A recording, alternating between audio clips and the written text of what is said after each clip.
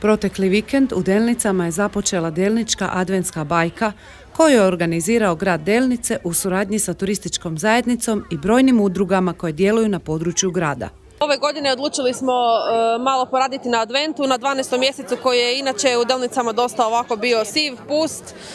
Vrijeme je da se nekakve stvari dodatne događaju, da nekakve događaje približimo građanima, da građani imaju priliku negdje družiti se, ostvariti nekakve zajedničke kontakte, zabavu, feštu, sve moguće što čini 12. mjesec onako privlačnim i božićnim kakav on to je.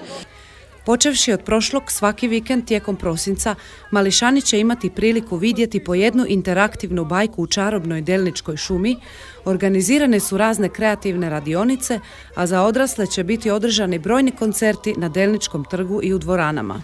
Svake subote imamo druženje na placu uz Adventski sajam koji je također tu iza mene.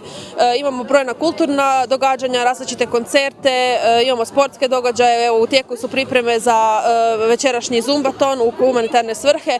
Bazirali smo se općenito na humanitarne svrhe da olakšamo onima kojima je to financijski možda malo teže izdavati i kupovati darove. Pomoći ćemo obiteljima koje nemaju financijsku moć kao većina građana, nego jednostavno želimo da svako doživi Božić najljepše što može i da se što bolje osjećaju ljudi i djeca.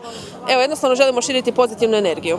Prva od interaktivnih bajki bila je Crvenkapica, koja se izgubila u šumi, a djeca su joj trebala pomoći pronaći bakicu. U bajci su se kao likovi pojavili lovac, a i zločesti vuk.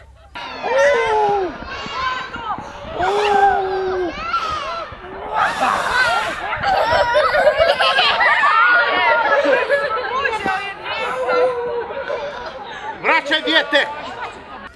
Uz pomoć vatrogasaca, sva zainteresirana djeca su imala priliku pomoći u kićenju velikog božićnog drvca u centru Delnica, a pridružio se i sam gradonačelnik.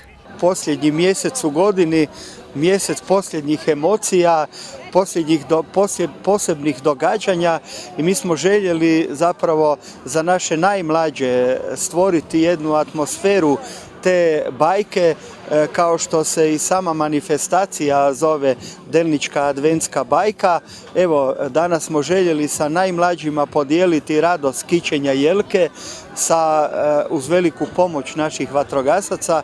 Ja vjerujem da će im to doista ostati nezapamćena uspomena, jer rijetko kada se mališanima pruža prigoda ući u vatrogasnu košaru i dići se na vrh jelke i na njoj ostaviti svoje ukrase koje su radili za tu namjenu. Imamo kacige zaštitne, imamo ogradu, vatrogasci paze, gledaju koja djeca su zapravo sa roditeljima da mogu ići na dizalicu.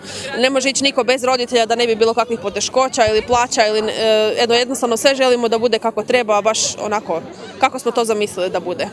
Na blagdan Svetog Nikole 6.12. otvara se i Delničko klizalište.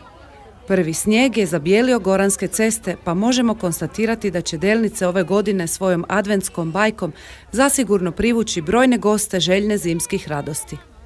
Pa mi očekujemo stvarno pozitivne vibracije, očekujemo da će ljudi prepoznati našu manifestaciju, da će se odazvati.